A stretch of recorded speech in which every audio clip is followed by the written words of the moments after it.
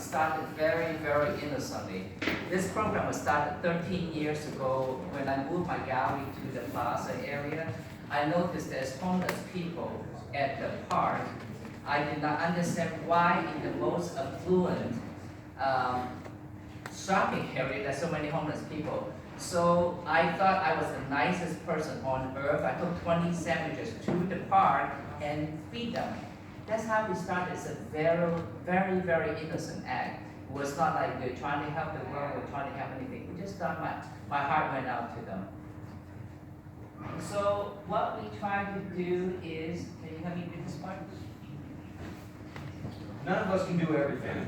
That is why we don't duplicate programs and do not do our best to maximize collaborations with other services providers to fill in the missing links. Again, the approach is one person at a time. I know I cannot save the world, but I can help those who want help by giving total empathy and wraparound support. Jesus spent most of his ministry's time with his 12 closest disciples. He understood that changing a person's life does not happen in one meeting. It takes a continuous effort. So what I did is I tried to identify what is missing in the service provider. I was very, very lucky because I'm a foreign student, and so I'm not from the United States, so I look at things differently. I look at things with a different set of eyes. Of course, my job as an artist, artists never look at things the same way as everybody else. So what we identified that there are places that are missing is we missing transportation. That's how we started. It's very innocent because the change program is for people to help people get to places. We decided food and clothing is important, mental and spiritual is important. Schooling, because I'm a foreign student, education is the most important. It's not the money, but it's the training, the discipline, and the deferred gratifications. And of course, we created scholarship, we created auto programs. Because housing was so important, we created respite housing and transitional housing. A lot of them will have challenges legal, so we created legal aid, exercise program, medical and dental care, and counseling services. Jesus says in Matthew 25, verse 35, I was hungry, and you gave me something to eat. I was thirsty, and you gave me something to drink. I was a stranger, and you took me into your home. I needed clothes, and you gave me something to wear. I was sick, and you took care of me. I was in prison, and you visited me. So how we started was, like I said, I thought I was really nice. I brought 12 sandwiches down to the park and started serving them. So along the way, we created Good Food Ministry. One is we serve the homeless people at the park and Mill Creek Park every year, every Sunday for the past 13 years. And then also St. Andrews also partnered with us at Center of Grace on every Thursday. We also feed the, actually not the homeless, but the people in need of food support. So in the year 2018, we actually serve over 33,000 meals. Mm-hmm. The meal is important, but it's not important in the sense because what it does is allow us to connect with the people. We're not just trying to hand the food to them, we try to get to know them. And so this was about consistent presence. When they do need help, they can come to us and say, hey, Mr. Wu, I think I'm ready for change now, I'm ready for help. So that's when we do that. So we always try to meet people where they are at, not where we want them to be. And so, as I say, transportation is really important. So we take people that we work with, well, from the shelters, but especially the battered women's shelters. We have wonderful DV shelter in town, in Lee Summit, in Overland Park, but there's no transportation. If those ladies wants to change their life, they can't get anywhere. They cannot go to the counseling service. They can't even file the ex parte because they can't get there. So we provide transportation for them to get there. We currently have 5 vans. We killed one of them. So anybody wants to donate a van, you're more than welcome to. So We give them rides to parole offices, court classes, medical service, social security office, VA, and whatever. At the same time, in the beginning, those rides are very important to me because I track them in my car. So they have to talk to me for 20 minutes. That's how I found out what is missing.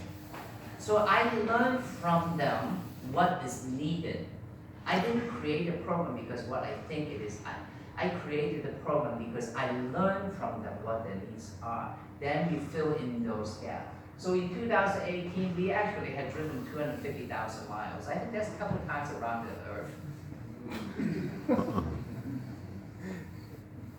And then, of course, after we get to know them, we realize housing is really, really important. Without housing, without the safe environment, we cannot progress. So that safe environment is really, really important. So we create a Bodhi house. That's my shirt. And so we help up to 16 people to stay there. It's a 24 hours monitored place, so they can come and go as they please. They have to work with us. So everything is provided free, from housing, food, whatever they need. And so we have people there to kind of really help them, guide them through the system. And then our case manager will also talk with them to find out what their needs are.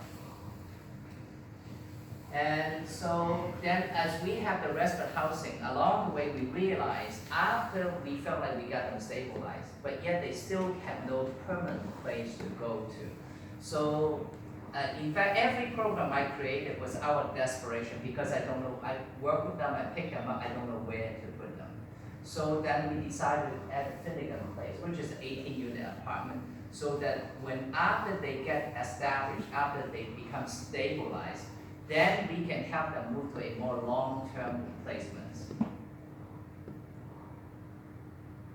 And so again, it's still a clean and sober living place. It is, it's not, since they are doing better, so that we give them a little more freedom of doing things. There they do have to pay rent $125 a week, which is the going rate in Kansas City. The going rate in Kansas City for any transitional housing between $125 to $170 a week. But yet we still provide all the services for free, from medication to transportation to whatever their needs are. The only thing they really pay for is their own food and rent. What we provide is that stepping stone, so that because sometimes they need a little bit longer period of discipline. So not just like, okay, I'm doing well, I go right back out there. Sometimes we just don't have the luxury, we just can't go right back out. So our total approach is connect people to mental, physical, social, and spiritual needs. So we really become the safety net for the safety net, meaning that we actually help all the other service providers agency. We enhance their work, just like I use the DV shelter. If we do not take the ladies to all their appointments, how do they progress? If we do not take people to their mental health appointments, the rehab, whatever, the agency might get the credit for rehabbing them, but if they don't get there, how are they going to improve? And so along the way, as we progress, some of the people we felt like that we, again, I want to emphasize the scholarship. I'm very, very biased because I'm a foreign student, and I really believe education is really very important. It's not money, you do not make better money. You can go to any vocational help at school, you make better money. But it teaches you deferred gratification. You had to wait 4 years to get a piece of paper that don't pay you better. But yet you learn so that you can learn that discipline. And so it teaches you how to organize, how to think. I think those are very important in life in the long run. And also we realize transportation is really important. So for some of the people, it's a new program I'm working towards. So for some of those people that we feel like that they should have a car because we cannot transport them. I use one of my guys that I work with. He get a job, it's really funny because he works for Ford. He doesn't have a car, but his shift is 1 to 4 o'clock in the morning. So I can take him to work. I really cannot get up at 4 o'clock in the morning and take him back. So finally, I decided it's probably easier for me to just get him a car, so that way he can just take himself back and forth to work. But paying it forward is so important. Unbeknownst to me, I have another gentleman that goes to work at 6 o'clock in the morning or 7 o'clock in the morning. I don't know how he got to work, but he got to work every morning. So finally one day I sit down and talk to him. The gentleman, they get off at 4, come home, and take the other guy to work without ever saying a word about it. So that paying forward becomes a built-in thing. I think it's really very touching for me. And so, of course, some of my kids are there, and they are all doing really, really well. Being Asian really helps because as an Asian there, you can demand more than a 3.5. So if you didn't get a 3.5, then you can't come talk to me. No, actually, they're all trying really, really hard, and I think most of them get above a B average, most of them close to 3.5 to 3.75. And I like one semester, one of my big kids was the competition of who get a 4.0. So those are really important because that builds in that long-term change. I think that's really important. So I think this coming semester, I believe we would have 10 to 15 people I manage right now to go to college. They will go to Johnson County, UMKC, and MCC. And so I'm very, very proud of their achievements. And of course, along the way also, because we work with a lot of people that's on the street, part of the challenge of being on the street, suddenly, okay, as a kid, you just got on the street, you still have a car, but so you have no money to buy insurance, you have no money to get a tag that day. So suddenly you're driving with no insurance, then you get a ticket. So 3 tickets later, then they have a warrant, the warrant comes out, and then you have to go to jail. So we work with them, then we say, what is the motivation for me to change? I'm gonna be in jail anyway, who cares? So we say, no, let's address this issue. Let us help you address these legal challenges. As long as you didn't kill somebody, we can try to help you address that.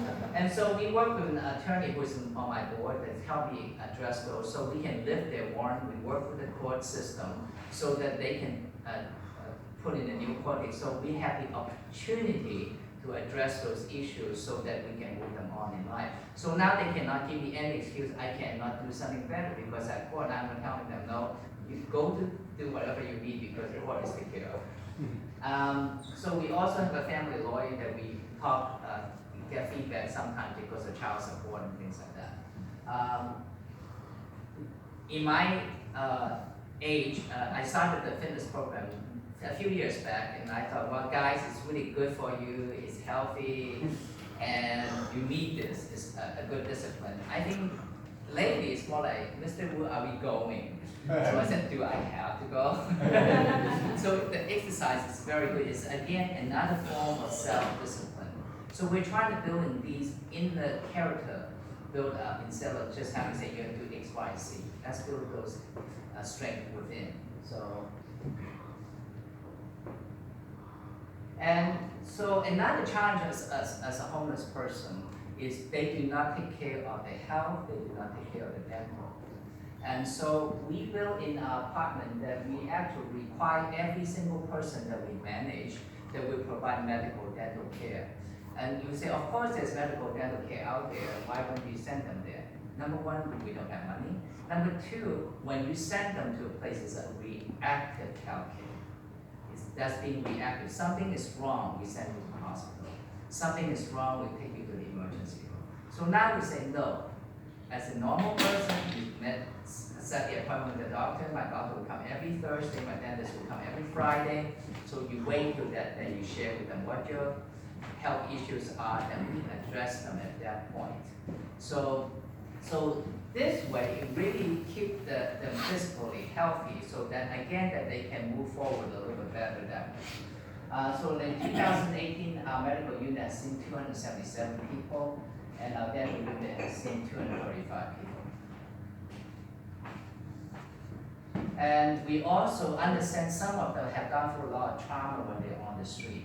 So we also provide group counseling and private counseling as well. So we have a counselor that comes into the house once a month to do groups, actually twice a month to do groups, of the people that need individual counseling, and then we set an appointment for them so they can get the individual counseling. And they are all required to go to AANA meeting for continual care. So the difference in what we do and what most places do is we actually ask them to slow down. Most programs say you go get a job, you pay rent, and that's it. We ask them to slow down, reflect what you truly want in life. So that's what towards that long-term goal.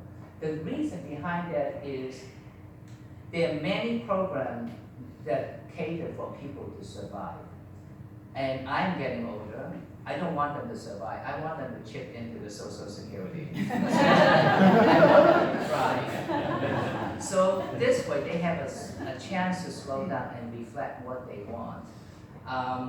So sometimes if you want to get a better job, you can go to McDonald's, get hired the next day. But if you want to get a better job, most office jobs will take, 4 weeks to get?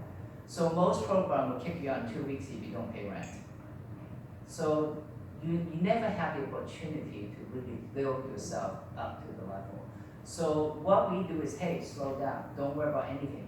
Find out what you truly want. So because that's never asked of them, because you want them to reflect and say, hey, maybe I want to work in an office. Maybe I just want to do vocational work. Maybe I want to go to school. But if you don't have the security to allow you to have the opportunity to think, you don't. So I think that's really important. And of course, we still do our news service. So again, every Sunday we took the whole group back down to the park and serve the homeless. So this is a way for them to give back to the community. So it's a community service that we do. We have a couple other programs as well. The people that we house tend to be the people that's a little bit younger and want to do a little bit different in life, want to really change. But we have to work with people where they are at, not we want them to be.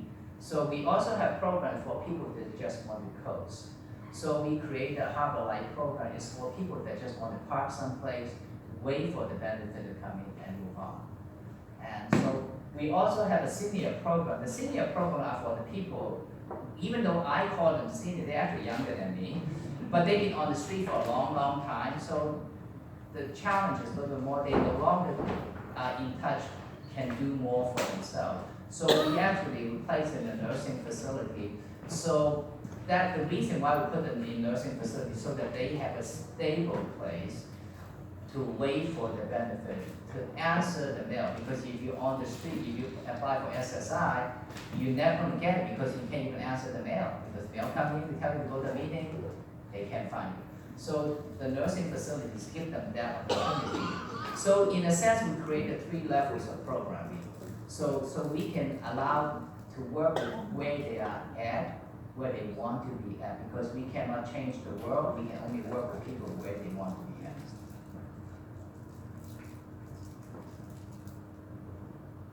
Can you tell me this?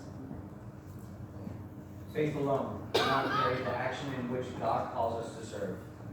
We must reach out to the masses, as James said.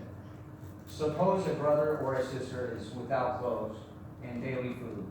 If we just say, go in peace, keep warm and well fed, but do nothing about their physical needs, what good is it? In the same way, faith by itself, if it is not accomplished by action, is dead. John said it is best in Luke 3, verse 11. Anyone who has 2 shirts should share with the one who has none. And anyone who has fed food should do the same. Mm-hmm. So here I am thinking I'm the best. I said I'm creating all these wonderful new things. So I just really get to my head. I just think I'm so nice. So we have the opportunity to create and duplicate our program in Douglas County. last April, Douglas County came to us and asked us to replicate our program in Douglas County. So at the end of last year, the talk got a little bit more serious. So in the past 8 months, I've been working towards it. So our program should be ready sometime in August next month, so that we have the opportunity to replicate everything that we're doing in Jackson County and Johnson County. And the name of the house is in Highways.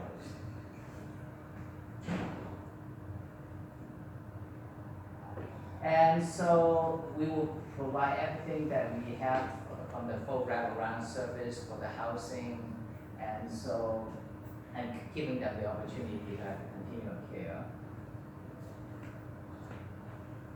But this is what I realized. I thought I created everything new, but can you help me read this? Our efforts are nothing new. Ecclesiastes chapter 1 verse 9 states, "What has been is what will be, and what has been done is what will be done. There is nothing new under the sun." People have been feeding the hungry, taking care of the sick and the needy. The supply of needs to their communities for thousands of years. What we do reflects our hearts for serving God, and we hope to continue our efforts for as long as there is a sun in the sky and a moon at night. Mm-hmm. So again, I just thought that I want to kind of, because the inspiration came to me a few weeks ago at church, because I thought, oh, I'm so thankful, I'm very blessed to have this opportunity to create another program. But it finally dawned on me, I'm not doing anything new in life. All I'm providing is a security place for people to have a base to move forward. All we're providing is a true empathy, true caring, to really help those people who truly in need. And that's all we do. So, can you help me with the last one? We try and succeed at beginning the light as Jesus was the light. He said in Matthew chapter 5, verse 16, "Let your light so shine before men that they may see your good works and glorify your Father in heaven." Mm-hmm. And then I also had to give credit to where credit is due. I did not come up with these verses. There's a nice gentleman hiding somewhere back there, helping me put together those verses. And then one of my kids that I work with actually put this PowerPoint together. I cannot take credit.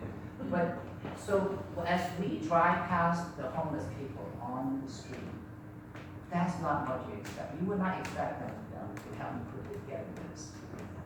But they're intelligent. In fact, the young gentleman that helped me put together this is now going to graduate with an engineering degree coming up. And he's actually working in one of the largest engineering firms for internship this semester, and he's going to do that next semester, so he's going to graduate next semester. Mm-hmm. So this is the meaning of what I'm saying to thrive. I want them to do really well. And so buy them that time, because sometimes all we need is to give them that chance to succeed. So I think that's all I got. Can I answer any questions? Yes. Morning. Good morning. I have the privilege of having known Wu and his very best friend Russ for 40 years almost, right? Because Russ and my husband worked together way back when. I just want to say that if you have a little bit of charity money that you don't know what to do with, this place uses every penny in a way that is useful and helpful. There is almost no overhead except, the vans.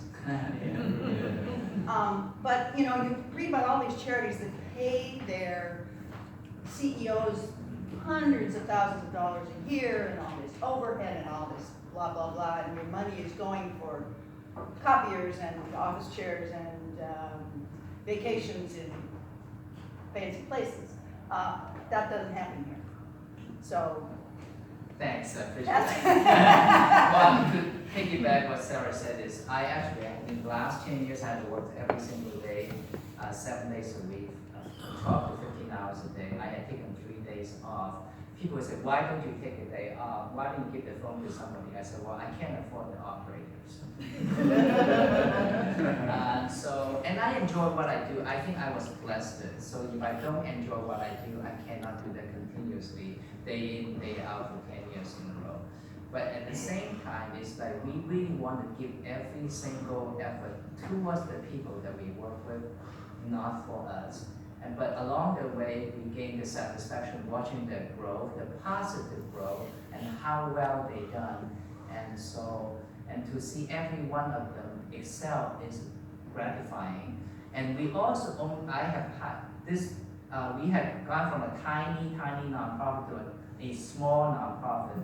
We started out with 2 people that work with me to right now we have 14 people that work with me. But almost every one of my coworkers are people who graduate from my program. We try to really use what I call a peer support system so that they understand the people they work with, their progress, what they go through, what their challenges are.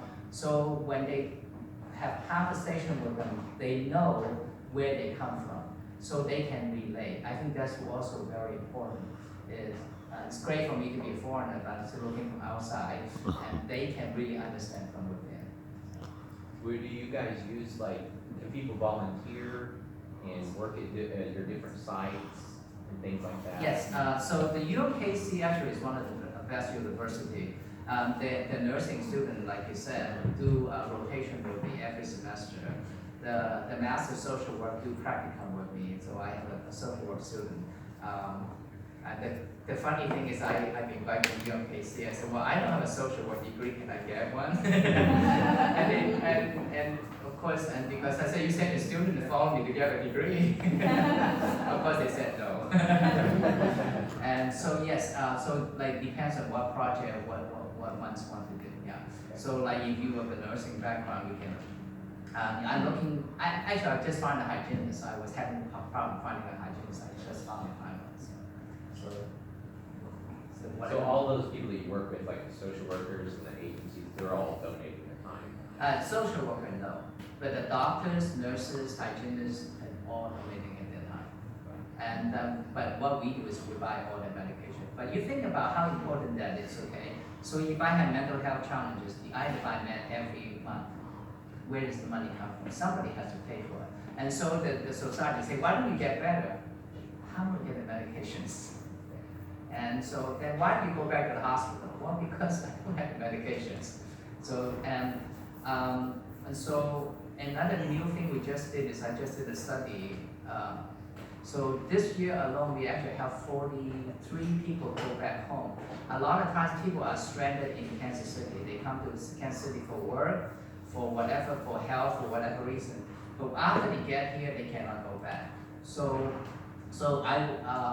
I never really did a study until this year, so we calculated we actually had helped 43 people come back home this year. And so people say, really, that's that many people? I say, you have no idea. I think I only helped maybe 1 out of 10. And it's that many people that's trying to heal. Do you, the people that you put in like the house or the apartments where they pay rent and such, do you help them? Does your social worker help them get on Medicaid and things like that? Or? Yeah, we do help what they need because the people I work with will Medicaid sometimes they don't qualify.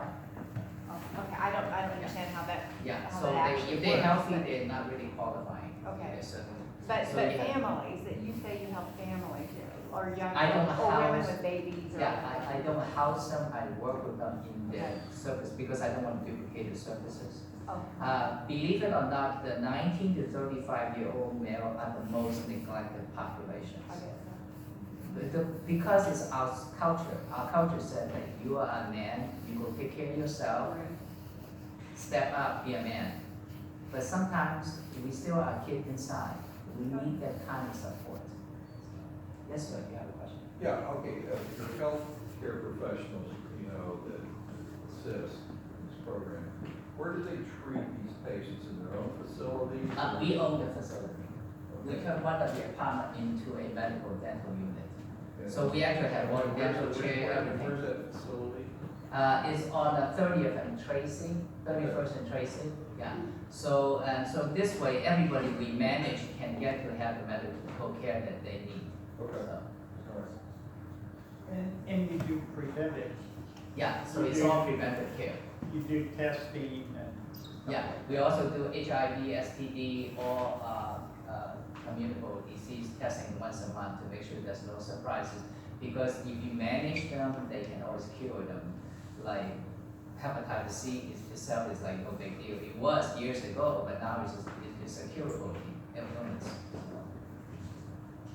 Your group is called Artists Helping the Homeless. Is the art community in Kansas City involved? No. And if so, how? Well, No. it's a little bit biased because when I first started, like I said, I own a gallery. That's how I started. The people come to my gallery, and I start working with them, and I give them blankets, give them food, whatever. And that's why I decided to go down to the park and serve a meal. And KCUMB think that I'm a really crazy person. They came and followed me for 6 months and did a study on me and said, why do you work this gallery home and don't kick them out? And instead of working with them. So in the beginning, I did work with the Art Institute, but then over time, it just got too busy. We really become a social work agency. So I don't have the time, but the last 2 years, I've gone back to art a little bit. Last year, we did an art show for all the homeless artists I work with. We featured 10 of them at the Prairie Fire Museum. We put together everything for them. We provide all the supply materials so that they can do the artwork, and we sell the artwork for them. All the proceeds go to them to help them build self-esteem. Self-esteem is really important because suddenly, if your work is in a museum, people are coming to the museums here. Well, suddenly you're no longer the homeless person. It's really important. So we did that last year, and this year we're putting together an art show in Mirror outpatient, which is in Lenexa. So we're having that show going on, and holiday we're doing an art show in Lawrence in the courthouse. So we want to feature different artists. So, but other than that, I really don't have that much time because each project takes a lot of time. So if you know of any artists want to be in charge, please refer them. Do you still have your studio? Oh, no. I think I'm very lucky. I have to say this. I think I received a calling, then I answered, accepted it. So when I first had the opportunity to create this program, I had to do some soul searching. So I was asked to create a program by St. Luke Hospital. St. Luke Hospital 10 years ago called a citywide meeting to ask about how to address this non-emergency, emergency homeless challenges. So they asked every service provider in town to come to this meeting. But to their credit, they also asked the homeless people who they want to work with. My name kept coming up. So they actually came to the gallery, looked for me, asked me to come to this meeting. For some unknown reason, after the meeting, they decided to ask me to create something. Of course, I have no social work background. I really don't know enough about homelessness. But you're asking an artist to create something, of course, a sure piece of cake, I can do this. But the challenge was,